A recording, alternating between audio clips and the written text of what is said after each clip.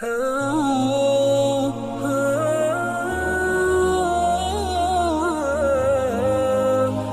لله وكفى وسلام على عباده الذين اصطفى أما بعد فأعوذ بالله من الشيطان الرجيم بسم الله الرحمن الرحيم ولا تقولوا لمن يقتل في سبيل الله أموات بل أحياء ولكن لا تشعرون وقال تعالى إنما يريد الله ليذهب عنكم الرجس أهل البيت ويطهركم تطهيرا وقال النبي صلى الله تبارك وتعالى عليه وعلى آله وأصحابه وبارك وسلم الحسن والحسين سيدا شباب أهل الجنة وقال النبي صلى الله عليه وسلم هما ريحانتاي من الدنيا والآخرة أو كما قال النبي صلى الله عليه وسلم صدق الله مولانا العظيم وصدق رسوله النبي الكريم ونحن على ذلك لمن الشاهدين والشاكرين والحمد لله رب العالمين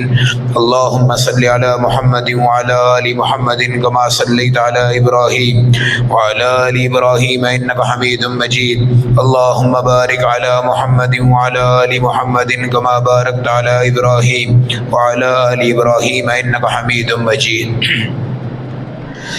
میرے محترم بھائیوں، دوستو، بزرگوں، محرم الحرام اور اس کے اندر ایک عظیم دن جس کے یوم عاشورہ کہتے ہیں، اللہ نے اس امت کو نصیب فرمایا ہے اور ان قریب آپ کو نصیب فرمائیں گے۔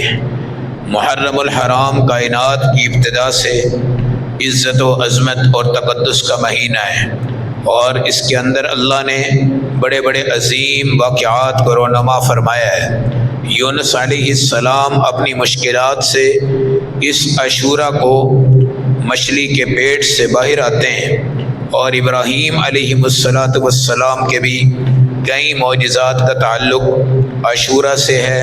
حضرت نوح علیہ السلام اپنی قوم سے تنگ ہو کر جب کشتی پہ سوار ہو کر گئے ہیں، آپ کی نجات کا ذریعہ بھی اس عاشورہ سے ہے۔ اور سب سے بڑھ کر حضرت موسیٰ علیہ السلام اور ان کی قوم بنی اسرائیل، اللہ نے فرعون کے ظلم اور جبر سے ان کو جو نجات عطا فرمائی، اس دن کو بھی یوم عاشورہ کہتے ہیں۔ اور اس حوالے سے یہ بڑا اہم ہے کہ انسان کی کائنات ختم جب ہوگی وہ بھی یوم عاشورہ جمعہ کا دن عصر کی نماز کے بعد ہوگا۔ اللہ کے نبی علیہ السلام کی امت پر عاشورہ کا روزہ فرض تھا، اور آپ علیہ السلام یہ امت روزہ فرض کی حیثیت سے رکھا کرتے تھے۔ بعد میں اللہ نے رمضان کو اتارا ہے تو یہ روزہ سنت ہو گیا اور رمضان کے روزے فرض ہو گئے۔ بڑی عزت ہے، بہت تقدس ہے، بہت ہی اہم ترین دن ہے یوم عاشورہ کا۔ مدینۃ المنورہ میں جب میرے نبی صلی اللہ علیہ وسلم تشریف لائے تو وہاں کے یہودی روزہ رکھ رہے ہیں، تو میرے نبی نے پوچھا روزہ کیوں رکھتے ہو؟ کہا کہ ہماری اس قوم کو اللہ نے فرعون سے آج بچایا تھا، اس لیے آج ہم روزہ رکھتے ہیں۔ تو میرے نبی نے فرمایا میں زیادہ قریب ہوں موسیٰ علیہ السلام کے، آج کے بعد میں بھی روزہ رکھوں گا، اور اگر آئندہ سال میں زندہ رہا میں 10 کا بھی رکھوں گا اور 9 کا بھی رکھوں گا، ایک روزہ نہیں 2 روزے رکھنا تاکہ یہودیوں کے ساتھ تمہاری مشابہت نہ ہو جائے۔ پھر میرے نبی علیہ السلام نے فرمایا جو بندہ عاشورہ کے دن روزہ رکھتا ہے مجھے امید ہے اللہ سے، اللہ اس کے پچھلے سال کے بھی گناہ معاف فرمائیں گے اور اللہ اس کے آئندہ سال کے بھی گناہ معاف فرمائیں گے۔ پھر میرے نبی کا فرمان ہے عاشورہ کے دن اپنے گھر والوں کو اچھا کھلاؤ اور اچھا پلاؤ اور اپنے رزق کو وسیع کر دو، اللہ پورے سال تمہارے گھر سے غربت کا خاتمہ فرمائیں گے اور تمہارے گھر سے ہر قسم کی تنگیاں دور فرمائیں گے، اور تمہارے رزق میں، مال میں، جان میں اللہ وسعتیں پیدا فرمائیں گے۔ محرم الحرام کائنات کی ابتدا سے چلتا رہا، بڑے بڑے واقعات سے اللہ اس کی عزت کو بڑھاتے رہے۔ چلتے ہی چلتے ان واقعات میں ایک وہ عظیم واقعہ بھی رونما ہوتا ہے جس کو واقعہ کربلا کہتے ہیں۔ ام سلمہ رضی اللہ تعالی عنہا میرے نبی علیہ السلام کی زوجہ ہیں اور عفیفہ کائنات ہیں۔ آپ نے خواب دیکھا کہ رسول اللہ صلی اللہ علیہ وسلم کی داڑھی مبارک کے اوپر مٹی پڑی ہے اور آپ کے بال گرد آلودہ ہو چکے ہیں، اور اس کے بعد رونے لگی۔ صحابیہ نے پوچھا ام سلمہ کیوں رو رہی ہو؟ کہا یہ خواب میں نے دیکھا ہے۔ پھر میرے نبی کو بتایا یا رسول اللہ میں نے خواب دیکھا ہے آپ کی داڑھی پہ مٹی ہے اور آپ کے سر پہ بھی مٹی ہے۔ میرے نبی نے فرمایا میں نے بھی ابھی یہی دیکھا ہے کہ میں کربلا میں اپنے نواسے حضرت حسین رضی اللہ تعالیٰ عنہ کی شہادت دیکھ رہا ہوں، اور ام سلمہ یہ مٹی اپنے پاس رکھ لینا، ایک دن آئے گا یہ مٹی خون بن جائے گی۔ جب یہ خون بن جائے تو سمجھ لینا کہ نواسہ رسول صلی اللہ علیہ وسلم کیا کر دیے گئے ہیں، شہید کر دیے گئے ہیں۔ مگر غور کی بات یہ ہے کہ نبی کا خواب سچا ہوتا ہے۔ آپ چاہتے تو اپنے بیٹے اپنے نواسے کے لیے رب سے دعا کر دیتے کہ یا اللہ یہ واقعہ تو میں نے دیکھا ہے، اللہ اس کو رونما نہ کروانا اور حسین کو بچا لینا اور اس کو شہادت سے دور کر دینا اور اس کے زندگی عطا فرما دینا۔ لیکن میرے نبی صلی اللہ علیہ وسلم نے اس خواب کی سچائی کو اپنے دل میں رکھا اور آپ کو یقین تھا نانا نے شہادت مانگی ہے مگر نواسہ اس کو عملی کردار تک پہنچائے گا، اور نانا کی شہادت کا جو تصور تھا نواسے کی شہادت سے اللہ اس کو پورا فرمائے گا۔ حضرت حسن حضرت حسین، دو عظیم نام، دو عظیم امام، دو عظیم صحابہ، نبی پاک کے بدن سے جڑے، آپ کے چہرے سے جڑے، اما فاطمہ کے بدن کی اولاد، حضرت علی کے صاحبزادے حسن چہرے سے لے کے ناف تک میرے نبی کے مشابہ، اور حسین ناف سے لے کے پاؤں تک میرے نبی کے مشابہ۔ صحابہ حضرت علی سے یہ کہہ رہے ہیں حسن آپ کے مشابہ نہیں ہے، یہ تو نبی کے مشابہ ہے۔ وعلی یضحک، اور علی ہنس رہے تھے۔ ان بچوں کی پیدائش عظیم پیدائش ہے، ان کے نام رکھنے والے میرے آقا ہیں۔ حسن نام کا مطلب خوبصورت، حسین نام کا مطلب خوبصورت، اس نام کو رکھا میرے آقا نے۔ ان دونوں کے کان میں اذان دی میرے آقا نے، ان دونوں کا عقیقہ کیا میرے آقا نے۔ ماں جس عمر میں بچوں کو سنبھالتی ہے ان کو سنبھالا میرے آقا نے۔ ماں روتے ہوئے بچوں کو چپ کرواتی ہے، ان کو چپ کروایا میرے آقا نے۔ میرے نبی کی زبان کو حسن اور حسین کے منہ میں اللہ کے نبی رکھتے تھے، اور یہ حسن حسین میرے آقا کی زبان کو چوستے تھے اور تسلی حاصل کر دیتے تھے۔ جس حسن میں آقا کا لعاب چلا گیا اور جس حسین کے منہ میں آقا کا لعاب چلا گیا، اور اس سے پہلے خیبر کے موقع پہ یہی لعاب دہن حضرت علی رضی اللہ تعالی عنہ کی آنکھ میں لگا، اور اس سے پہلے ہجرت کے دوران حضرت ابو بکر صدیق کی زخمی ایڑی پہ لگا، اور اس سے پہلے جنگ احد میں اور جنگ بدر میں حضرت قتادہ کی آنکھ اللہ کے نبی کے لعاب سے ٹھیک ہوئی، اور جس صحابی نے ابو رافع کو مارا تھا اس کی تمام ٹوٹی ہوئی ٹانگ اللہ کے نبی کے تھوک مبارک سے ٹھیک کر دی گئی، اللہ کے حکم سے، اللہ کے فضل سے۔ مگر حضرت علی کی آنکھ پہ لعاب تھا، حضرت قتادہ کی اس آنکھ پہ لعاب تھا، اور حضرت ابو بکر صدیق کی ایڑی پہ لعاب دہن لگا، لیکن حسن حسین زبان رسول کو چوس رہے ہیں۔ آپ ببل چوستے ہیں، آپ آئس کریم کھاتے ہیں، آپ بڑی بڑی چیزیں چوستے ہیں، آپ کو چوسنے کی لذت کیسی آتی ہے، مزہ کیسے آتا ہے؟ یہاں سے ہی آپ نے تصور کرنا ہے کہ جس حسن نے لعاب رسول کو زبان کے ذریعے چوسا اور جس حسین نے لعاب رسول کو زبان کے ذریعے چوسا، ان میں لذتیں کتنی ہیں، ان میں اثر کتنا ہے۔ یہ پاک ہیں، مطہر ہیں، عفیف ہیں، پاک دامن ہیں۔ خدا کی قسم میرے نبی نے فرمایا یہ جو میرا بیٹا حسن ہے دو جماعتوں میں صلح کروائے گا، دو جنگ جب لڑائیاں ہوں گی اس وقت اللہ اس سے کارنامہ لے گا۔ اور ایسا ہی ہوا حضرت امیر معاویہ کے ساتھ، جو حضرت حسن کی لڑائی کی ابتدا ہوئی اور بیچ میں تیسرا طبقہ ملا اور مل کر انہوں نے بغاوت کی، اس وقت حضرت حسن نے پیغام صلح دے دیا اور حضرت امیر معاویہ رضی اللہ تعالیٰ عنہ نے اس پیغام صلح کو قبول کر لیا۔ اور حضرت امیر معاویہ کے اس کے بعد 10 سال تک خلافت کو حضرت حسن نے اپنی زندگی میں دیکھا اور دل میں کوئی نفرت نہیں، کوئی ابہام نہیں، ایک عظیم امن کا نظام آپ نے قائم کر دیا۔ یہ میرا بچہ ہے جو دو جماعتوں کے درمیان صلح کروائے گا۔ حضرت امیر معاویہ کی خلافت کا صحرا حضرت حسن کے نام پر ہے، جنہوں نے سمجھوتا کر کر صلح کر کر اپنی تمام شرائط کے ساتھ اس بیعت کو کیا گیا، اور اس کے بعد اس صلح سے، امن سے عالم اسلام کے اندر امیر معاویہ رضی اللہ تعالی عنہ کے کارنامے آپ کے سامنے آتے ہیں۔ یہ صلح کی بنیاد ہے۔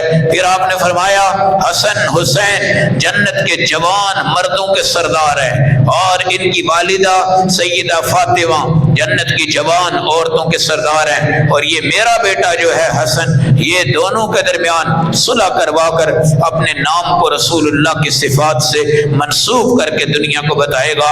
یہ اہل بیت کے پھول ہیں، یہ چراغ ہیں۔ ان کی پیدائش کے بعد اللہ کے نبی کی مسکراہٹ بڑھ گئی، آپ کی مصروفیت بڑھ گئی، آپ کا دل مزید لگنے لگا۔ آپ کی والدہ دنیا سے چلی گئی، والد دنیا سے چلے گئے، آپ کے بیٹے جلدی جلدی انتقال کر گئے اور آپ کی صرف بیٹیاں رہ گئی۔ اس وقت میرے نبی کو جنت کے کھلونے ملے، جنت کی خوشبو ملی، اللہ کے نبی نے ان کو سونگا، اللہ کے نبی نے ان کو چوما، اور آپ نے فرمایا چومتا اس لیے ہوں مجھے یہ ظاہری طور پہ پیارے لگتے ہیں، اور سونگتا اس لیے ہوں ان کے اندر سے مجھے جنت کی خوشبو آتی ہے۔ علامہ دمیری رحمت اللہ علیہ نے لکھا ہے اندر سے جنت کی خوشبو اس لیے آتی تھی کہ انہوں نے اللہ کے رسول کے لعاب کو چوسا ہے، اور لعاب رسول بھی جنتی ہوتا ہے، جسم رسول بھی جنتی ہوتا ہے، قول رسول بھی جنتی ہوتا ہے، لباس رسول بھی جنتی ہوتا ہے، تلوار رسول بھی جنتی ہوتی ہے، سواری رسول بھی جنتی ہوتی ہے، صحابی رسول بھی جنتی ہوتا ہے، شاگرد رسول بھی جنتی ہوتا ہے، ازواج رسول بھی جنتی ہوتی ہے، بنات رسول بھی جنتی ہوتے ہیں۔ نبی کے ساتھ جڑنے والا جنتی ہوتا ہے، نبی جس کو قبول کرتا ہے وہ جنتی ہوتا ہے، نبی جس کو چاہتا ہے جنت اس کو چاہتی ہے۔ صحابہ جڑے ہوئے ہیں، نبی جڑے ہوئے ہیں، لازم، ملزوم، شاگرد، استاذ، باپ، بیٹا، امام، مقتدی، جنتی، ہم عصر، ہم زمانہ، ہر اعتبار سے اکٹھے، دنیا میں بھی اکٹھے، آخرت میں بھی اکٹھے۔ صحابہ کے مقابلہ میں کوئی بندہ آ کر سامنے کھڑا ہو جائے اور اپنی عزت و عظمت کو بیان کرے اور صحابہ کی ذات پہ تبصرہ کرے، اس کی مجلسیں چھوڑ دو، اس کی باتیں چھوڑ دو، کوئی مائی کا لال نہیں جم سکا کہ جو صحابہ کے کردار کے اوپر آ کر اس ٹائم تبصرہ کر سکے اور کسی صحابی کو اونچ نیچ دکھائے، کسی کو جنت جہنم دکھائے، کسی کو اونچا نیچا کرے۔ آپ اس کی مجلس سے اٹھو، رشتے توڑ دو، خاندان چھوڑ دو، محلہ چھوڑ دو، علاقہ چھوڑ دو، ملازمت چھوڑ دو، جاب چھوڑ دو، تعلق چھوڑ دو، کوئی مائی کا لال کردار صحابہ کے عمر گفتگو نہیں کر سکتا، اس لیے کہ اس پر گفتگو کرنے کے لیے رب کافی ہے اور رب کا قرآن کافی ہے، اور تیسرے نمبر پر میرے آقا علیہ الصلوۃ والسلام بھی اس کے لیے کافی ہیں۔ تو حسن کا مقام عظیم، حسین کا مقام عظیم، اور ان کے والد سیدنا علی المرتضیٰ کا مقام عظیم، اور ان کی والدہ سیدہ فاطمہ الزہرا رضی اللہ تعالی عنہا کا مقام عظیم، مگر جن کے یہ شاگرد ہیں ان کا مقام ان سے بھی زیادہ عظیم ہے اور زیادہ عزتوں کے تاج ہیں، زیادہ بلندیوں کے معمار ہیں اور زیادہ مرکزوں کے بادشاہ ہے۔ حسن کی پیدائش کے بعد آقا خوش، حسین کی پیدائش کے بعد آقا خوش، پھر میرے نبی علیہ السلام ان کی پیشن گوئیاں کر رہے ہیں اور آپ علیہ السلام کی پیٹھ پر بچے سوار سوار، کندھوں پر بچے سوار، سینے پر بچے سوار، تھالی میں کھلایا، توڑ توڑ کے لقمے دیے، پانی ان کو پلایا، دودھ ہاتھوں سے ان کو پلایا، پیار دیے، چوما اور ان کو بوسے دیے، بڑی محبتیں، بڑی عقیدتیں، اپنی چادروں میں سلایا، اپنی گود پر سلایا۔ نبی پاک نے فرمایا یہ سواری بھی بہترین، سوار بھی بہترین، جو سواری ہے وہ رسول اللہ ہے، جو سوار ہیں وہ حسن ہے، وہ حسین ہے۔ جمعہ کے ممبر پر ایک دروازہ کھلتا، حسن دوڑ کے آتے، حسین دوڑ کے آتے، میرے نبی ممبر سے اتر جاتے، بچوں کو پکڑ لیتے، پھر ان کو اٹھا لیتے، گود میں رکھ لیتے، کندھوں میں سوار کرتے، خطبہ جمعہ دے رہے، صحابہ سامنے۔ ایک آ کر کہنے لگا مسجد میں بچوں کا آنا ٹھیک نہیں، اس طرح ان کو بوسے دینا ٹھیک نہیں، اس طرح ان کو پیار دینا ٹھیک نہیں، میرے 10 بچے ہیں، میں ان کو پیار نہیں کرتا۔ تو میرے نبی نے فرمایا من لم یرحم صغیرنا ولم یؤقر کبیرنا فلیس منا، جو چھوٹوں پہ شفقت نہیں کرتا، بڑوں کی عزت نہیں کرتا، وہ مجھ میں سے نہیں ہے۔ آپ نے پھر چوما، پھر بوسا دیا، پھر جمعہ پڑھایا، پھر رسول اللہ صلی اللہ علیہ وسلم سجدہ میں، آپ کی نواسی امامہ آتی ہے اور آپ کی کمر پہ بیٹھ جاتی ہے، اور اللہ کے نبی سجدے میں سر رکھ کر بڑی دیر تک سجدہ کرتے ہیں۔ لوگ کہنے لگے یا رسول اللہ ہم نے سوچا آپ کا انتقال ہو گیا ہے۔ آپ نے فرمایا امامہ میرے کمر پر تھی اور مزے لے رہی تھی، میں نے چاہا کہ وہ زیادہ دیر یہاں پہ بیٹھی رہے اور میں سجدے میں اللہ کو یاد کرتا رہوں۔ کیا خوبصورت نظام تھا ان اہل بیت کا۔ انما یرید اللہ لیذھب عنکم الرجس اہل البیت ویطہرکم تطہیرا، قرآن نے ان کا تذکرہ کیا ہے۔ پھر میرے نبی کی صحابیہ کہنے لگی ام سلمہ رضی اللہ تعالیٰ عنہ یا رسول اللہ حسن اہل بیت، حسین اہل بیت، علی اہل بیت، فاطمہ اہل بیت، میرا کیا بنے گا، میں کہاں جاؤں گی؟ میرے نبی نے فرمایا اے اللہ کی بندی ان کو میں نے اہل بیت بنایا ہے، تجھے قرآن نے اہل بیت بنایا ہے۔ اہل بیت پہلے رسول اللہ کی بیوی ہیں اور دوسرے نمبر پر حسن ہے، حسین ہے، فاطمہ ہے، علی ہے، یہ تمام اہل بیت ہیں، اور ان کی آگے نسلیں اور اس کے بعد کی نسلیں یہ اہل بیت ہیں۔ پہلے مائیں ہوتی ہیں، پھر بچے ہوتے ہیں، پہلے مائیں ہوتی ہیں، پھر بیٹیاں ہوتی ہیں۔ اہل بیت کا گن گانے والے آج شیعہ لوگ محرم الحرام تمہیں مناتے ہوئے نظر آتے ہیں، ایک زوجہ کا نام نہیں لیتے، اگر لیتے ہیں تو بکواس کر کے لیتے ہیں تو گالیاں دے کے لیتے ہیں۔ جن کی ماؤں کو تم گالیاں دیتے ہو ان کے بچوں کو سروں پہ کیسے اٹھا سکتے ہو؟ جن کی ماؤں کو تم نے برا کہا، حسن حسین کے ساتھ تمہاری محبت کیا ہے؟ جن کی ماؤں کی عفت پاک دامنی پر تم نے انکار کیا، تمہاری کتابوں نے انکار کیا، تم نے لعن کیا، طعن کیا، آج ان کے بچوں کو پکڑ کر، ان کی نسلوں کو پکڑ کر ایک شو اور ایک روح جو غلط تمہارا نظر آتا ہے، ہم حسینی ہیں، ہم حسن والے ہیں، ہم حسین والے ہیں، سب بکواس کرتے ہیں، سب ظلم کرتے ہیں۔ حضرت حسین نے کالے کپڑے نہیں پہنے، یہ کالے کپڑے پہنتے ہیں۔ حضرت حسین نے امامہ باندھا، یہ امامہ نہیں باندھتے۔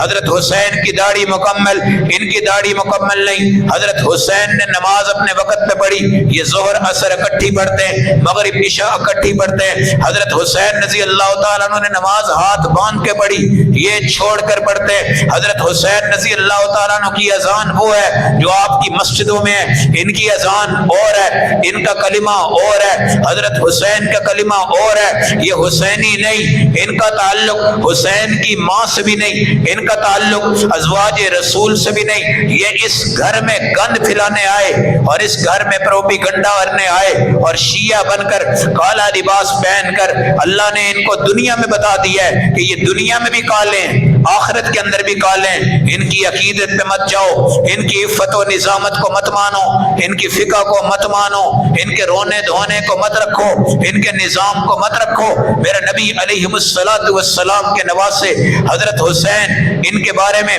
علامہ زمخشری لکھتا ہے کثرت الصلاۃ، بہت نمازیں پڑھنے والے، وکثرت القرآن، بہت زیادہ قرآن پڑھنے والے، وکثرت الحج، بہت زیادہ حج کرنے والے، وکثرت السخاء، اور بہت زیادہ سخی، وکثرت التقا، اور بہت زیادہ متقی۔ زندگی میں 25 حج کیے اور پیدل چل کر آپ نے حج کیے، زندگی کے اندر ہر رات میں 100 رکعت نفل نماز پڑھی ہے، اور ایک دن بھی آپ کا ایسا نہیں جس میں آپ نے 100 رکعت نفل نماز نہ پڑھی ہو۔ پھر آپ نے خود فرمایا ہر 3 دن میں میرا قرآن مکمل ہو جاتا ہے، کبھی چوتھا دن نہیں چڑھتا، میں ایک مہینہ میں 10 قرآن مکمل کرتا ہوں، ہر 3 دن میں ایک قرآن مکمل کرتا ہوں۔ پھر آپ نے فرمایا اللہ نے جو مجھے مال دیا ہے میں اپنے نانا کی طرح اس مال کو بہا دیتا ہوں، اور یتیم فقیر اور مسکین کی آگے بڑھ کر معاونت کرتا ہوں۔ پھر آپ نے فرمایا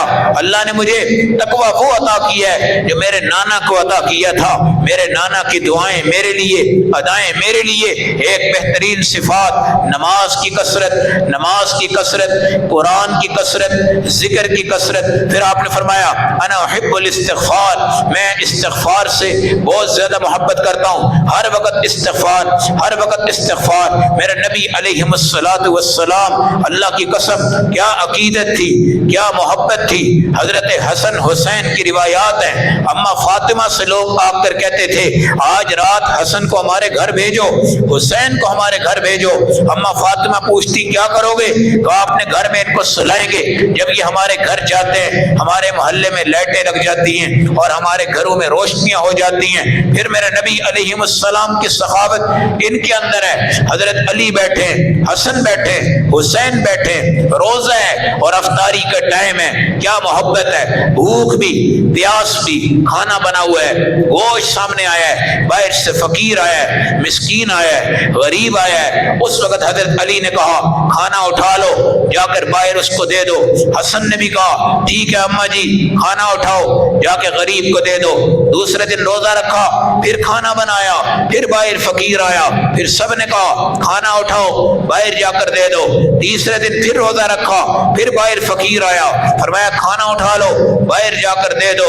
ہم اللہ کے نبی کے اہل بیت ہیں اور ہمارے اوپر یہ کھانا لازمی نہیں، ہم صدقات کریں، خیرات کریں، آگے بڑھ کر دیں، ہر چیز میں اعلیٰ، کمال میں اعلیٰ۔ عید کے دن کپڑے موجود نہیں ہیں، اماں فاطمہ پریشان ہے، جبرائیل امین جنت سے 2 سوٹ لے کے آتے ہیں اور حضرت فاطمہ کے حوالے کیے جاتے ہیں، فاطمہ جاؤ اپنے بچوں کو پہنا دو اور ان کو بتا دو یہ ہیں ہی جنت کے سردار ہیں۔ اللہ نے جنت کے لباس دنیا میں اتار کر ان کو پہنا کر پاک صاف ہونے کا ایک ثبوت دیا ہے، ایک خوبصورت نظم دی ہے، ایک خوبصورت وصف دی ہے۔ صحابہ رسول کے پورے عکس میں حسن آپ کو کیسے نظر آتے ہیں، حسین آپ کو کیسے نظر آتے ہیں، لیکن اہل تشیع حسن حسین کو رسول اللہ سے بھی افضل مانتے ہیں اور ان کو علیہ السلام کہتے ہیں، حضرت فاطمہ کو علیہ السلام کہتے ہیں، حضرت علی کو علیہ السلام کہتے ہیں۔ علیہ السلام نبیوں کا لقب ہے، رضوان اللہ اور رضی اللہ صحابہ کا لقب ہے۔ آپ علیہ السلام ان کے لیے استعمال کریں گے آپ شریعت کی نگاہ سے غلط کریں گے۔ رضی اللہ صحابہ کے لیے، علیہ السلام نبیوں کے لیے، رحمت اللہ علیہ عام مومنین کے لیے۔ اس کی اصلاح کیا کریں، اس کی اصلاح کیا کریں۔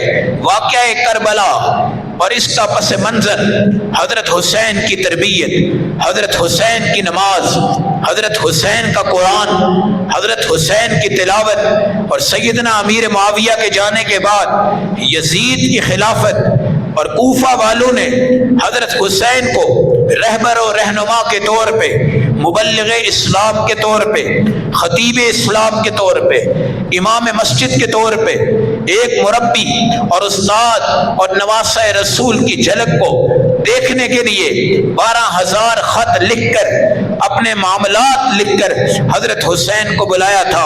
اور 3 صحابہ نے، عبداللہ بن عمر، عبداللہ بن زبیر، عبداللہ بن عباس نے ان کو روکا تھا۔ پھر نہا میں نے جانا ہے اور میرا یہ فیصلہ ہو چکا ہے، میرے نانا کا دین ہے، میں اس کو گھر میں سمیٹ کے نہیں بیٹھوں گا، امت میں پھیلاؤں گا۔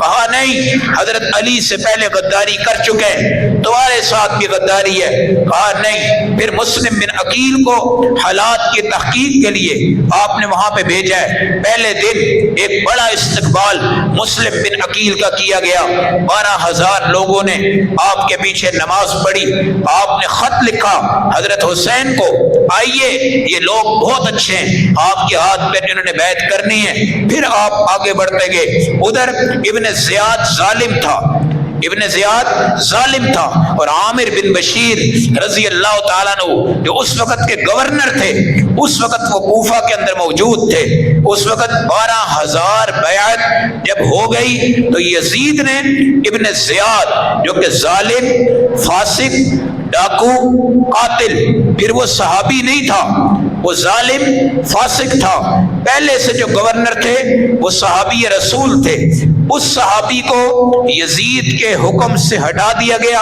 اور ابن زیاد کو بیچ میں لایا گیا، اور ابن زیاد کو یہ کہا گیا کہ مسلم بن عقیل کے ہاتھ پر جو بیعت کر لی گئی ہے تم ان لوگوں کو ڈراؤ، دھمکاؤ، اور مسلم بن عقیل سے، حضرت حسین سے اس قافلے کو دور کر لو۔ اگلے دن 6,000 نمازی رہ گئے، 6,000 ڈر کر بھاگ گئے، اس سے اگلے دن صرف 4 نمازی بچ گئے، باقی تمام نمازی رہ گئے۔ اس وقت مسلم بن عقیل جو حضرت حسین کے چچا کے بیٹے ہیں، انہوں نے خط لکھا، اے حسین یہ تو غدار ہیں، انہوں نے پہلے دن مکمل بیعت کی، دوسرے دن آدھے رہ گئے، تیسرے دن 4 رہ گئے، آپ یہاں پہ نہ آئیے گا۔ لیکن حضرت حسین اس وقت 150 کے قافلے کو لے کر یہاں سے چل پڑے تھے، آپ کی بیوی بھی شامل، آپ کے بچے بھی شامل، حضرت علی کے 9 بیٹے اس میں شامل جو حضرت حسن حسین کے بھائی تھے، اور یہ قافلہ صرف اور صرف تبلیغ کے طور پہ گیا، لڑنے کے لیے نہیں، جنگ کے لیے نہیں، کوئی اسلحہ نہیں، کوئی تلوار نہیں، کوئی اور مسئلہ نہیں، بڑی مصالحت کے ساتھ، بڑی نرمی کے ساتھ، بڑی تدبیر کے ساتھ، بڑی مصالحت کے ساتھ آگے بڑھ کر رسول اللہ کے نواسے جا رہے تھے۔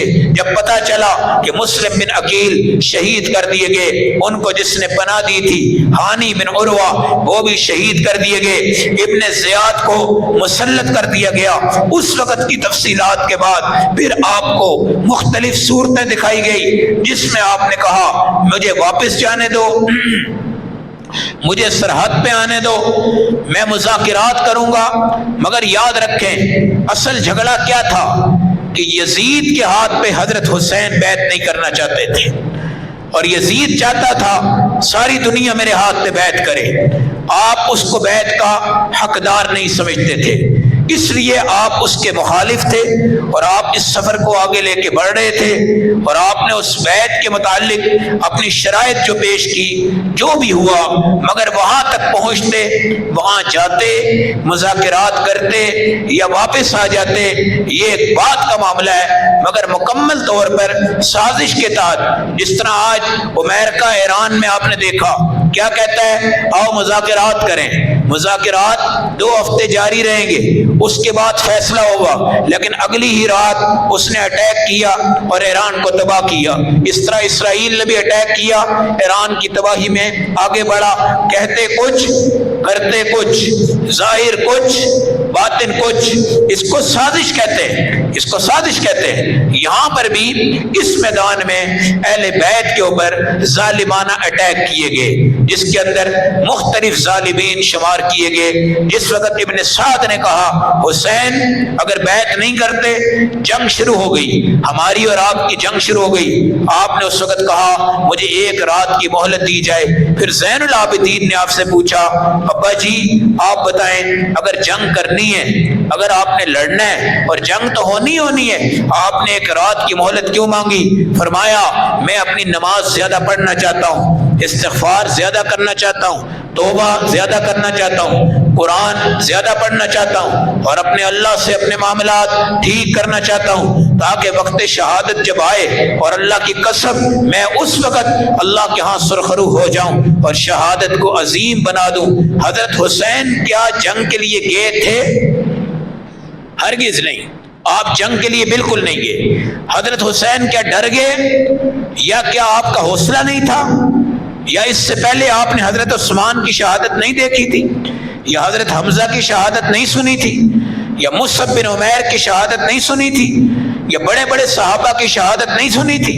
اور فزت برب الکعبہ کی آواز دینے والے صحابہ، کیا ان کے حالات آپ نے نہیں سنے تھے؟ سب کچھ تھا، بہادری بھی تھی، اور کیوں نہ ہوتی جس میں لعاب رسول اندر چلا گیا ہو، جو حضرت علی کے بیٹے ہوں اور اتنے بہادر صحابی کے بیٹے ہوں، اور شجاعت تو ان پہ ختم ہے، بہادری تو ان پہ ختم ہے، مگر سب کچھ کرنے کے باوجود آپ کا اللہ سے تقاضا عبادت پوری ہو، نماز پوری ہو، توبہ پوری ہو۔ اہل بیت کے 21 افراد اس میدان میں شہید ہوئے، باقی 41 افراد دوسرے اس میدان میں شہید ہوئے، علی اصغر اور آپ کے دیگر صاحبزادے بھی پانی کی پیاس اور شدت پیاس کی بنیاد پہ اللہ کو پیارے ہوئے، زخم لگے۔ حضرت حسین بھی اپنی سواری پر ہیں، پیاس کا مسئلہ شیعہ پیٹ پیٹ کر آپ کو بیان کرتے ہیں کہ پیاسے تھے، بھوکے تھے۔ آپ کو نہیں پتا کہ حضرت عثمان کی پیاس قرآن نے بجھائی، حضرت عثمان کی پیاس بھوک قرآن نے بجھائی۔ یہ بھی قرآن پڑھتے تھے، ان کو پیاس کا وہ تقاضا نہیں تھا، ورنہ اپنے رب سے کہہ دیتے اللہ مجھے پیاس کی بنیاد پہ پانی اتار دے۔ اللہ نے بنی اسرائیل کے لیے آسمان سے بادل اتارے اور وہ پانی دیے۔ موسیٰ علیہ السلام نے ایک پہاڑ پر اپنی لاٹھی ماری، 12 چشمے نکلے۔ اللہ اس امت کو اگر پانی دے سکتے ان کو کیوں نہ ملتا؟ پانی کا تقاضا نہیں تھا، روٹی کا تقاضا نہیں تھا، شہادت کی طلب، شہادت کا شوق، جنت کی طلب، جنت کا شوق، حوروں کی طلب، حوروں کا شوق، نانا کی طلب، نانا سے ملنے کا شوق، آگے جانے والے صحابہ سے ملنے کا شوق، بہترین جنت، بہترین مقام، بہترین نبی، بہترین رسول، بہترین گھر، بہترین حوض کوثر، بہترین نعمتیں چند لمحے کے فاصلے پہ، چند لمحے کے فاصلے پہ۔ جب آپ کسی منزل پہ جاتے ہو اور لکھا ہوتا ہے 1 کلومیٹر، 2 کلومیٹر، 3 کلومیٹر، آپ کا ٹھکانہ چند لمحوں کے فاصلے پہ ہے۔ اس لیے ان صحابہ کو شہادت نظر آئی، جنت نظر آئی، حوریں نظر آئی، سب کچھ نظر آیا۔ پانی دینے والا تو اللہ ہے، پانی بند کوئی نہیں کر سکتے۔ آج ہندوستان پانی روکے، دیکھیں اللہ آپ کو کتنے پانی دے گا، کتنی جگہوں سے اللہ آپ کا نظام بنائے گا، آپ کی بارشیں بڑھ جائیں گی، آپ کے اپنے نالے، آپ کے گلیشیئر آپ کو پانی دیں گے، اور آپ حیران ہو جائیں گے۔ اللہ کی نصرت آنے کے لیے ضروری ہے کہ بھارت ہمارا پانی بند کرے، تب جا کے اللہ ہمیں مدد دکھائے گا، تب جا کے اللہ آپ کو دے گا۔ یہ پانی کے پیاسے تھے، ہائے ہائے، اور یہ بھوک کے مارے تھے، ہائے ہائے، یہ ہائے ہائے جھوٹی ہے، یہ شیطان کی نگاہیں ہیں، یہ شیطان کے فطور ہیں۔ پھر ان سے پوچھو، اگر تم پیاس پہ روتے ہو، اگر تم بھوک پہ روتے ہو، تو باہر سبیلیں لگا کر تم مذاق کرتے ہو حضرت حسین کی پیاس کا، حضرت حسن کی پیاس کا، دودھ کی سبیلیں لگا کر تم ان پہ طنز کر رہے ہو کہ کربلا میں تمہیں پانی نہیں ملا، ہم تو دودھ پی رہے ہیں، دودھ میں روح افزا اور بادام ڈال کر شیعہ لوگ اہل بیت کا مذاق اڑاتے ہیں، اہل بیت پہ طنز کرتے ہیں، اور یہ تقیہ ہے ان کا کہ تمہیں کچھ نہیں ملا۔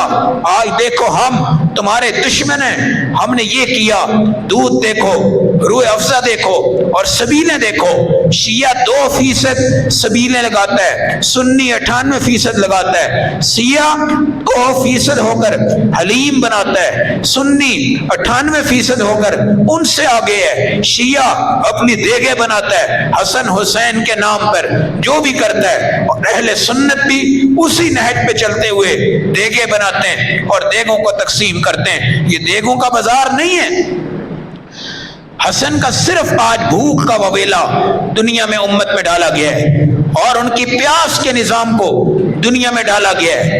ایک طبقہ اٹھ کر پھٹو پہ پانی لگا کے بیٹھ گیا ہے، اور دوسرا طبقہ اٹھ کر سبیل نیاز دینا شروع ہو چکا ہے، اور ایک طرف حلیم، چاول اور یہ بن رہے ہیں، اور ایک طرف شربت پلا کر امت کو بتایا جا رہا ہے یہ پیاسے تھے، وہ بھوکے تھے، ان کی نماز کا کیوں ذکر نہیں کرتے؟ یہ کیوں ذکر نہیں کرتے کہ جس رات میں پکا یقین ہو گیا کہ میں نے شہید ہونا ہے، اس رات پانی نہیں تھا اور آپ نے تیمم کے ساتھ اپنی 100 رکعت نفل نماز پڑھی، آپ نے توبہ کی، اور آپ کے بیٹے کہتے ہیں اس رات کی چمک میں نے دیکھی، اس رات کا حسن میں نے دیکھا، اس رات کا جمال میں نے دیکھا کہ جب حسن پگڑی پہن کر اپنا سجدہ کر رہے تھے اور اپنی نماز پڑھ رہے تھے، پانی نہیں تھا پینے کے لیے، مگر 100 رکعتیں آپ نے بھوکے رہ کر پڑھی ہیں اور پیاسے رہ کر پڑھی ہیں، اور امت کو یہ بتایا ہے حسن کا تذکرہ کرو، سیرت حسن، حسین کا تذکرہ کرو، سیرت حسین۔ آج محرم الحرام میں کسی اور کا ذکر نہیں کیا جاتا، حضرت علی کے دیگر بیٹے جن کے نام عمر بھی ہیں، جن کے نام عثمان بھی ہیں، جن کے نام ابو بکر بھی ہیں، شیعہ کبھی ان کا ذکر نہیں کرتا تاکہ کہیں ابو بکر صدیق اور عمر اور عثمان کا نام لنے نہ پڑ جائے۔ 21 اہل بیت کے افراد ہیں، شیعہ ان میں سے نام نہیں لیتا، صرف آپ کو حسن حسین، علی اصغر اور عباس علمبردار ان کے نام لے کر دنیا کو چند ناموں سے مزین کرتا ہے۔ 150 افراد کے قابلے میں 72 افراد اللہ کو پیارے ہوئے تھے، پیاس بھی تھی، بھوک بھی تھی، اللہ کا امتحان بھی تھا، محبت بھی تھی، عزت بھی تھی، عظمت بھی تھی، سب کچھ تھا۔ اللہ بھی اس نظارے کو دیکھ رہے ہیں، فرشتے بھی اس نظارے کو دیکھ رہے ہیں۔ جب حسن حسین شہید ہوتے ہیں، ان کی شہادت زہر سے ہوتی ہے، حضرت حسین کی شہادت نیزے، تیر، 33 زخم آپ کو نیزوں کے لگے تھے، اور جس ٹائم آپ کے جیکٹ کو اتارا گیا اس میں 80 سے اوپر زیادہ زخم آپ کو لگے ہوئے تھے جو کہ تیر مارے گئے تھے، اور آپ کا خون ایسے نکلتا تھا فوارے مار کر اور کربلا کی مٹی پہ گرتا تھا۔ آسمان بھی اپنے رنگ بدل چکا تھا، فرشتے بھی آسمان کے اس منظر کو دیکھ رہے تھے۔ کیا عظیم نظام تھا، کیا عظیم مقام تھا ان شہداء کا جو کربلا کے شہید ہوئے، اور ان کو شہید کرنے والا شیعہ طبقہ ہے، آرڈر دینے والا شیعہ طبقہ ہے، ان کے ساتھ ہر کچھ کرنے والا شیعہ طبقہ ہے، ان کے سر کے ساتھ مذاق کرنے والا شیعہ طبقہ ہے، اہل بیت کی بچی ہوئی ہماری مائیں ان سے مذاق کرنے والا شیعہ طبقہ ہے، ان کے دوپٹے اتارنے والا شیعہ طبقہ ہے، ان کو گالیاں دینے والا شیعہ طبقہ ہے، ان کے تمسخر مذاق اڑانے والا شیعہ طبقہ ہے، جو کالی بھیڑوں کی شکل میں اس وقت امت کے سامنے رو کر اپنے گریبان پھاڑ کر دنیا کو شربت پلا کر، دودھ پلا کر، دیگے کھلا کر، سب کچھ کر کر اصحاب رسول کی عزت کو توہین میں بدلتا ہے، اور ان کی عزت کو، ان کی حرمت کو، ان کے تقدس میں امت کے سامنے غلط راستے بنا کر، غلط نظام بنا کر پوری دنیا کائنات کو خراب کرنے کی کوشش کرتا ہے۔ آج کربلا کے میدان میں ہم اس شہادت پر خوش ہیں، ہمیں ان کی شہادت پر فخر ہے، ہمیں ان کی جنت پر فخر ہے۔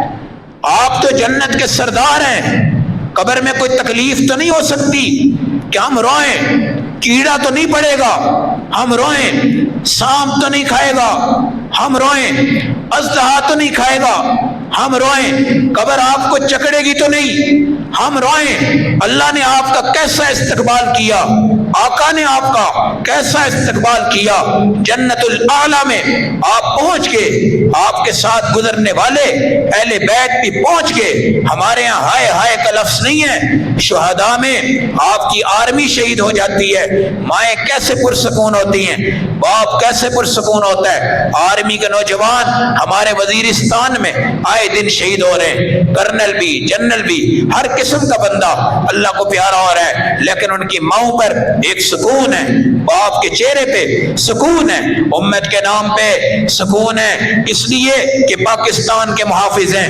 کربلا کے میدان میں ہمارے اوپر سکون کیوں نہ ہو، اس لیے کہ وہ دین کے محافظ، رسول پاک کی ختم نبوت کے محافظ، صحابہ کے عزت معیار کے محافظ، فاطمہ کی تقدیس کے محافظ، علی کی شجاعت کے محافظ، رسول اللہ کی ہدایت کے محافظ، اللہ کے منتخب، اللہ کے پسندیدہ، اللہ کے پیارے، اللہ کے چہیتے، اللہ کے لاڈلے، یہ نواسے جو نبی کا لاڈلا، اللہ کا لاڈلا۔ اس لیے میرے نبی نے فرمایا یا اللہ میں حسن حسین سے محبت کرتا ہوں، تو بھی ان سے محبت کر، اور اے اللہ جو ان سے محبت کرتا ہے تو ان سے بھی محبت کر۔ کیا عظیم مقام تھا، کیا عظیم تقدس تھا، کیا عظیم نظام تھا۔ حضرت عمر شہید ہو جائیں، ہم کہتے ہیں واہ عمر، اللہ تیری شہادت کو قبول فرمائے۔ حضرت حسن شہید ہو جائیں، ہم کہتے ہیں واہ حسن، اللہ تیری شہادت قبول فرمائے۔ حضرت حسین شہید ہو جائیں، ہم کہتے ہیں واہ حسین، اللہ تیری شہادت قبول فرمائے۔ واہ علی اصغر، اللہ تیری شہادت قبول فرمائے۔ واہ اہل بیت، اللہ تمہاری شہادتیں قبول فرمائے۔ واہ غازی علم الدین، اللہ تیری شہادت کو قبول فرمائے۔ واہ حمزہ، تیری شہادت احد میں ہوئی، اللہ قبول فرمائے۔ واہ مصعب بن عمیر، تیری شہادت آپ بھی ہوئی، اللہ قبول فرمائے۔ واہ سعد بن ربی، تیری شہادت احد میں ہوئی، اللہ قبول فرمائے۔ قرآن نے کیا خوبصورت انداز کا ہے، وَلَا تَقُولُوا لِمَنْ يُقْتَلُ فِي سَبِيلِ اللَّهِ أَمْوَاتٌ، ان کو جو میرے راستے میں آ جائیں، مرنے والا نہ کہنا، مردہ نہ کہنا، میت نہ کہنا، مر گیا ہے یہ مت کہنا، بلکہ شہید ہے، شہید ہے۔ اور شہید کا مطلب دیکھنے والا ہوتا ہے، اس کا ایک قدم دنیا میں، دوسرا قدم جنت میں، وہ اللہ کے نظاروں کو دیکھتا ہے۔ شہادت سے پہلے خدا اس کو جنت کی حوریں دکھاتا ہے، اور اس کے بعد اللہ اس کو شہادت کے مرتبے عطا فرماتے ہیں، عزت و عظمت کے اللہ اس کو تاج پہناتے ہیں۔ یہ مقام ہے محرم الحرام کے یوم کربلا، یوم عاشورہ، کالے کپڑے پہننا حرام، گریبان پھاڑ کر رونا حرام، اور مسلمان بھی مرسی لگا کے رو رہے ہوتے ہیں۔ عورتیں اپنے خامد کے مرنے پہ اتنی نہیں روتی جتنے شیعوں کے رونے پہ رو رہی ہوتی ہیں۔ اور شیعہ ذاکر، گندے، غلیظ، نجس العین، یہ قرآن کے منکر ہیں، یہ صحابہ کے منکر ہیں۔ اما عائشہ رضی اللہ تعالیٰ عنہ کی سب سے بڑی تعریف اگر کی گئی ہے تو قرآن میں کی گئی ہے، اور کرنے والا بھی رب ہے۔ اور سب سے بڑا بکواس اگر کسی صحابہ کی عفت پہ اگر کیا ہے تو وہ شیعہ نے کی ہے۔ جتنی بڑی تعریف رب نے کی ہے، اللہ کو پتا تھا کہ 14ویں 15ویں صدی میں یہ منحوس طبقہ اما عائشہ پہ داغ لگائے گا۔ کتابوں میں، تحریروں میں، تقدیروں میں، ہر چیز میں ایسی شان بیان کروں کہ عاشورہ کے دن بھی سورۃ النور پڑھا کرو، عاشورہ کے دن حضرت عائشہ کا واقعہ افک پڑھا کرو، عاشورہ کے دن اما عائشہ کی فضیلت بیان کیا کرو، عاشورہ کے دن امیر معاویہ کی فضیلت بیان کیا کرو، عاشورہ کے دن ابو بکر صدیق کی فضیلت بیان کیا کرو، عاشورہ کے دن صحابہ کی عزت کو، ناموس کو، تحفظ کو، تقدیس کو بیان کیا کرو، تب جا کے تمہارا بچاؤ ہوگا، تب جا کے تمہارا بچاؤ ہوگا۔ لا تجالسوہم ولا تناکحوہم ولا تواطئوہم، شیعوں کی مجلس میں مت بیٹھنا، شیعوں سے نکاح مت کرنا، شیعوں کو گھر، دکان، حال کرائے پہ مت دینا، شیعوں کے ساتھ کوئی ہمدردی کا معاملہ نہ کرنا، یہ نجس العین ہے، یہ گندوں کے گندے ہیں، یہ قرآن پر دھبا لگاتے ہیں، قرآن والی ازواج مطہرات کی عفت پر دھبا لگاتے ہیں۔ اہل بیت کے چند لوگوں کے سوا پورے صحابہ کو انہوں نے اپنے رگڑے میں رکھا ہوا ہے، اور امت کے بچوں کو، طبقوں کو انہوں نے تباہ کر دیا ہے۔ اس لیے میرے محترم بھائیوں، ان کے سبیلوں سے، ان کے دودھ سے، ان کے شربت سے آگے چل کر شیعہ نہ بن جانا، سنی رہنا، اہل سنت والجماعت ایمان کے ساتھ اپنے آپ کو لے کے چلنا۔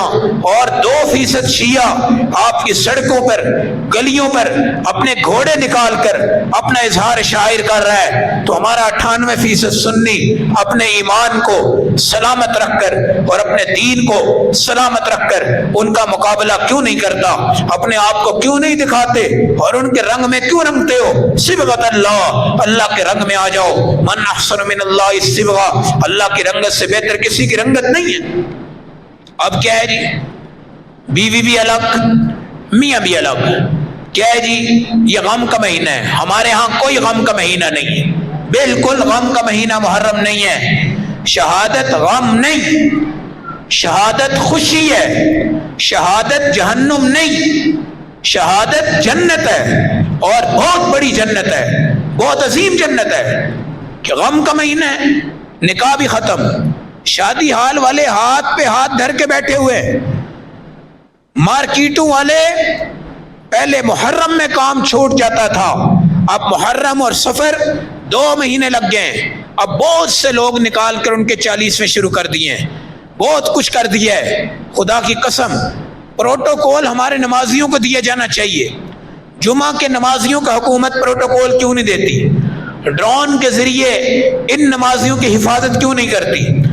عید کے مجمع پہ ڈرون کے ذریعے، کیمروں کے ذریعے ہمارے مجمع کی حفاظت کیوں نہیں ہوتی؟ رائی ونڈ کے اجتماع میں ڈرون کے ذریعے حفاظت کیوں نہیں ہوتی؟ دیگر مجموع میں ڈرون کے ذریعے حفاظت کیوں نہیں ہوتی؟ تراویح میں حفاظت کیوں نہیں کرتے؟ مجموع میں حفاظت کیوں نہیں کرتے؟ حکومت بھی ہمیں یہ تاثر دے رہی ہے کہ یہ مجلس محرم الحرام اور عاشورہ، پولیس، گلیاں بند، سڑکیں بند، بازار بند، دکان بند، شادی نہیں، بیاہ نہیں. کپڑے والے ہاتھ پہ ہاتھ دھر کے بیٹھ گئے ہیں کہ دلہن کوئی نہیں بنے گی. کپڑے کون لے گا؟ لیس کون لے گا؟ جوتیاں کون لے گا؟ سونے والے بھی ہاتھ دھر کے بیٹھ چکے ہیں، یہ کون لے گا؟ وہ کون لے گا؟ سب کیا کرے گا؟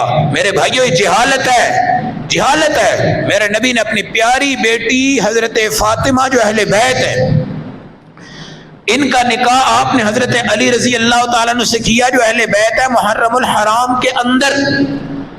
اور میرے نبی نے حضرت صفیہ رضی اللہ تعالیٰ عنہا سے جو حج کیا ہے، وہ حج سے واپسی کے اوپر آپ نے محرم الحرام کے اندر راستے میں آپ نے نکاح کیا ہے. اور یہ تمام تفصیلات آپ کے سامنے آنی چاہیے. نکاح بھی حرام نہیں، کوئی ہائے نہیں، کوئی رونا نہیں، کوئی دہونا نہیں، کوئی غم کا تعلق نہیں. اور محرم کا، عاشورہ کا اور کربلا کا آپس میں کوئی بڑا تعلق نہیں، بلکہ محرم شروع سے عظیم ہے، آج بھی عظیم ہے، کربلا سے بھی عظیم ہو گیا، دیگر واقعات سے بھی کربلا سے عظیم ہو گیا. اس لیے کالا لباس بھائی پہننا چھوڑ دو، کبھی بھی اس کو نہ پہنو، کبھی بھی اس کو نہ پہنو. کالے رنگ کی گاڑی بھی لوگ ہیں نا، اس کی مارکیٹ سیل جو ہے وہ بھی ڈاؤن نظر آئے گی تمہیں، بازار میں جا کے دیکھ لو. اللہ کا ایک نظام ہے. کالے رنگ کا لباس فرعون کا ہے، اہل تشیع کا ہے. یہ جو دیگے شگے آپ بانٹتے ہیں، نبی نے کہا کہ اس دن روزہ رکھنا ہے اور ہم لوگوں کو حلیم کھلا رہے ہیں. نبی نے کہا روزہ رکھنا ہے، ہم لوگوں کو پانی پلا رہے ہیں. نبی نے کہا روزہ رکھنا ہے، ہم لوگوں کو دودھ پلا رہے ہیں. اس لیے اپنے گھر والوں پہ آپ نے خرچہ کرنا ہے. باہر کی دیگے بانٹنا کوئی محرم کا حصہ نہیں ہے، کوئی نیاز سبیل محرم کا حصہ نہیں ہے. اپنے گھر میں پیسہ لگاؤ، اپنے گھر میں اچھا کھانا بناؤ، کوشش کرو کہ مغرب کے ٹائم پہ اپنے بچوں کو بہترین کھانا کھلاؤ، تاکہ اگر وہ دن کو روزہ رکھنا چاہیں تو وہ روزہ بھی رکھ سکے، روزہ بھی پورا ہو جائے، افطاری بھی پوری ہو جائے، سب کچھ پورا ہو جائے. یہ باہر کے نظر و نیاز پہ، باہر کے کھانے پہ، باہر کے پینے پہ اسلام کا کوئی تعلق، محرم کا کوئی تعلق، کربلا کا کوئی تعلق، عاشورہ کا کوئی تعلق کچھ بھی نہیں ہے. توبہ کرو، استغفار کرو. شیعہ تو ہیں ہی گناہگار، ہیں ہی منحوس، ہیں ہی اللہ کے ٹھکرائے ہوئے، اللہ کے دین کے ٹھکرائے ہوئے، لیکن سنی ان کے شانہ بشانہ، قدم بقدم، شانہ بشانہ، قدم بقدم، اور ان کے پیچھے چل رہے ہیں. اور یار دوست ہے کیا کریں بھائی، لعنت بھیجو اس دوست پر جو تمہارے نبی کے صحابہ کے دوست کے اوپر لعنت بھیجتے، اور زندگی بھر چھوٹ جاؤ اس سے جس نے تمہارے نبی کے صحابہ کو چھوڑ دیا اور صحابہ کی توہین کی. ہماری حکومتوں کو بھی اللہ ہدایت دے، اہل حق کے ساتھ چلو، اہل حق کے ساتھ مرو، اپنی بات کو چھوڑو مت، دوسرے کی بات کو چھیڑو مت. محرم امن ہے. محرم میں کون غنڈہ گردی کرتا ہے، کون لڑائی کرتا ہے، کون جھگڑے کرتا ہے؟ ہم تو کوئی چھری نہیں مارتے، ہم تو کوئی گھوڑا نہیں نکالتے، ہمارا تو کوئی جلوس نہیں ہے کہ ہم کہیں کہ ہمیں سیکورٹی دو، ہمارا تو کوئی اجتماع نہیں ہے کہ ہم تمہیں کہیں ہمیں سیکورٹی دو، ہمارا تو کوئی جلسہ نہیں ہے کہ ہم تمہیں کہیں ہمیں سیکورٹی دو. یہ جو امن امن کے نعرے ہیں اور بڑی بڑی تقریبات اور اجلاس کروائے گئے ہیں کہ جی امن قائم ہو، امن بھائی بے امنی ہے کیا، بد امنی ہے کیا؟ 2% شیعوں کو تم نے سوار کر کے امت مسلمہ کے ہزاروں لوگ مار دیے، اور تم کہتے ہو کہ بد امنی؟ ہماری شریعت، ہماری اصلاح، ہماری رہبری کے مطابق محرم کی 10 تاریخ کو کوئی بد امنی والا واقعہ نہیں ہوتا، ہمارے ہاں کوئی سلسلہ نہیں ہوتا۔ اگر کرتے ہیں تو شیعہ کرتے ہیں، اگر تحفظ چاہیے تو ان کو چاہیے، اگر کوئی اجلاس ہے تو ان کو چاہیے، اگر کوئی پارٹی ہے تو ان کو چاہیے، ہمارا اس بد امنی سے کوئی تعلق نہیں ہے۔ الحمدللہ ہمارے اکابر نے، سلف نے منہج نبوت ہمیں سکھایا ہے۔ ہمارے نبی نے تو بیت اللہ کے اندر بھی اس وقت خدا کی قسم ابو سفیان کو معاف کیا ہے، بہت سے کافروں کو معاف کیا ہے، اور اس کے بعد ایک امن کا راستہ قائم کر کے ابو سفیان کے گھر کو دار الامن بنا کے اس کی گارنٹی دے کر ہر ایک سے کہا تھا اگر بچنا ہے ابو سفیان کے گھر میں بچو۔ یہ سیکورٹی تلاش کیوں کرتے ہیں؟ ان کو پتہ ہے اللہ کی لعنت ہمارے اوپر ہے، قرآن کی لعنت ہمارے اوپر ہے، اور اللہ کا عذاب بھی ہمارے اوپر آ سکتا ہے، اس لیے کہ ہم نے قرآن، صحابہ، ازواج اور عفیفہ کائنات سیدہ عائشہ کی بے حرمتی کی ہے، اور اس کی سزا ان کو ضرور ملنی ہے، دنیا کے اندر بھی آخرت کے اندر بھی۔ اللہ ہمیں اہل تشیع کے کردار سے، ان کے اعمال سے، ان کے نظریات سے، ان کے طور و طرز سے، ان کے طور و طریق سے، ان کی رسومات سے بچنے کی، اپنی اولاد، محلہ، شہر، عالم اسلام کو بچانے کی توفیق عطا فرمائے۔ وآخر دعوانا الحمدللہ رب العالمین۔